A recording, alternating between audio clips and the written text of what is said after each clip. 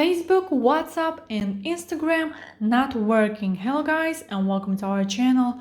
So if I go to my WhatsApp app and then if I try to send a message to a friend, as you can see, it still doesn't work, so you cannot send a message. So the next one, if I go to my Instagram and if I try to refresh the feed,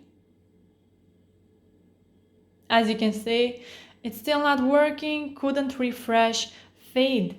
And then if I go to my Facebook app and if I try to refresh my feed, it's just not working. And if I go to my search bar and if I try to search for somebody,